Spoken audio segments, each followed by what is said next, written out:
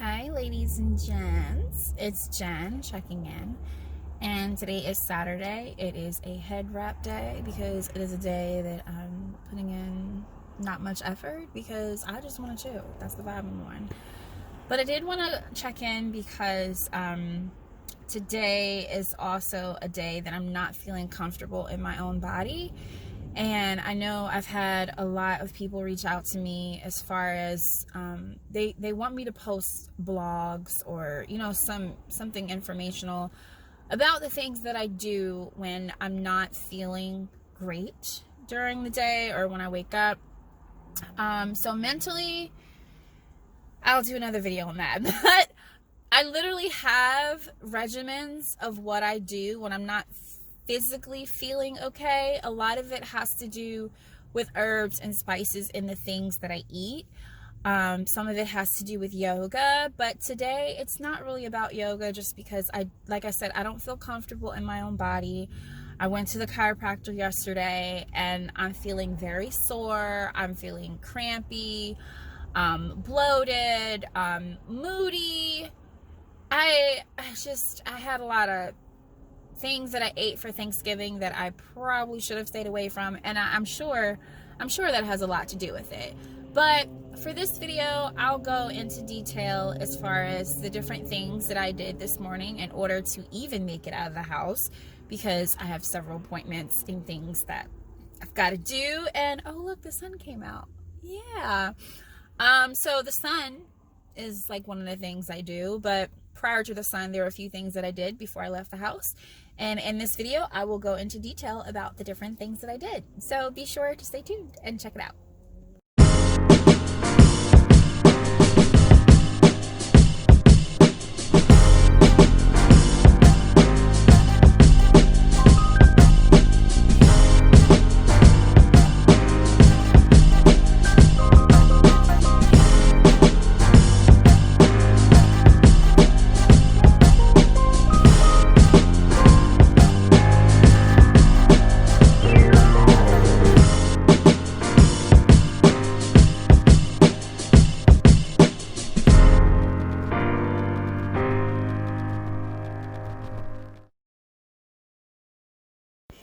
Hey, ladies and gents. Welcome to the channel. I have decided to start posting up on YouTube just because I find that I go to YouTube for a lot of things and it's just better.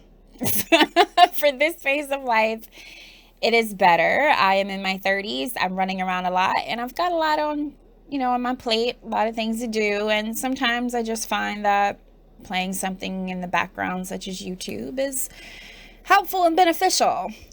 So let's get started. I've done enough chatting. So today I'm going to be talking about the different things that I do to get up and running when I'm not feeling relatively great. And I know some things are a given, but I will be saying them anyway. And the first thing that I do is get up out of bed and I wash my face. Now, I know that seems very simple, but there is some energetic loveliness that comes to using water and using the energy of water to tame down any fiery energies that you might have cultivated while you were sleeping. First things first, get up, wash your face. Hopefully you have a regimen that you stick to or abide by when you wake up and before you go to bed. But if you don't, just be sure to check out our website. We'll be posting some stuff up there with some ideas of what we use. We are plant allies and we are all about natural products. So you will be sure to find something good within our shop if you are looking for a new regimen. If not, stick to the regimen that you have. I praise you for having a regimen. And I just want to encourage you to do that as soon as you wake up. Just wash your face, get in the bathroom, put some water on, whether it be warm water, cold water, wake up the skin, flush away the puffiness, and then you can start your day. Next up, I want to stress the importance of having a home apothecary. I know we all have our medicine cabinets, and I know we as a culture are very quick to run to CVS or Walmart, Rite Aid, and I'm not saying that those things are bad. What I am advocating, because I am a plant ally, is to have an apothecary of your home, in your home. And I say this because there are so many plants that are beneficial to us that we are not taught about in regular school and our passings and our goings. Like culturally, it's just not something that we talk about very freely. And it's some knowledge that you have to be intentional about finding out about what herbs are beneficial and which ones we are better yet to stay away from. In what ways they might be helpful for us, what ailments they may help us with. Now, I know So Yoga Philly, we do have intentions of adding on to our product line more herbal items and more teachings on YouTube. This is one of the reasons why we are branching out into YouTube, because we plan to start offering herbal teachings, herbal classes, and even some free information on YouTube. But for now, I would say if you have some herbal tea at home, go get some herbal tea in the morning. Plants have always been there for us to help us and guide us and offer nutrients to us, that some nutrients we can't get anywhere else except for through these plants. So I would say whatever you have, it doesn't have to be expensive, it doesn't have to be extensive, it doesn't have to be large.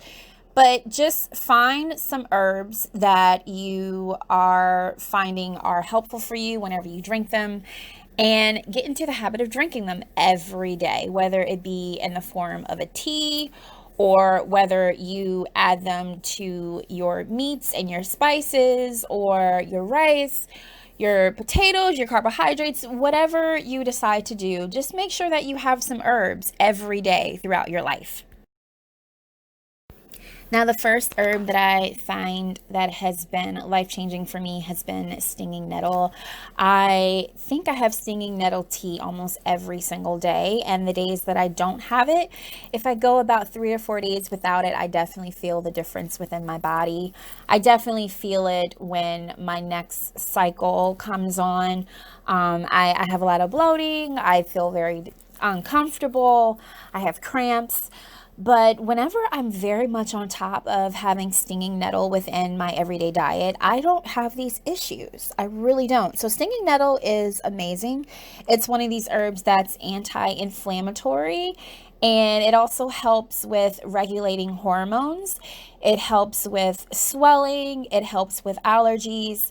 It also helps with skin and rashes. So if you have a immune system that tends to be hypersensitive, or you find that you struggle with allergies, stinging nettle is one of the best herbs to add to your cabinet. Next up is dandelion. Now, this one is a game changer, y'all. When I found out how amazing and nutritious and impactful this herb is, I've been addicted ever since. Now, there is a lot of antioxidants in this. There are beta carotene. There are it helps fight inflammation. It helps with blood sugar. It helps reducing cholesterol. It even helps promote a healthy liver. So this is one of those herbs that it's detoxifying. It helps clear up fat. It helps with inflammation, allergies. I mean, I don't know what's out there that this plant does not do. It is highly nutritious, highly medicinal, and it's also highly ignored. So when I found out that this is literally the plant in my front yard that I have been told to cut down for my entire life, I personally got very offended, because this plant is one of the best things you can consume. Now, dandelion is also really great because there's not one part of the plant that's not nutritious. So you can have dandelion leaf, dandelion root, or you can have the flower. So no part of this plant is a part that you can toss, because every single part of it offers a medicinal quality to it. So yes, this is the plant that we've been told to throw away, and this is the plant that I'm telling you, don't throw it away. It's totally edible. Another herb that I have been singing the praises of is hemp. Yes, y'all, it's hemp. I know people maybe out there thinking, what the? This is not the type of stuff where you take a drug test and you come up as positive. No, no, no. This is the leaves. This is the leaves. I guess this is like what they call the reject part of the plant, the CBD. This is the part of the plant that is also medicinal. It won't get you in trouble when you go to work.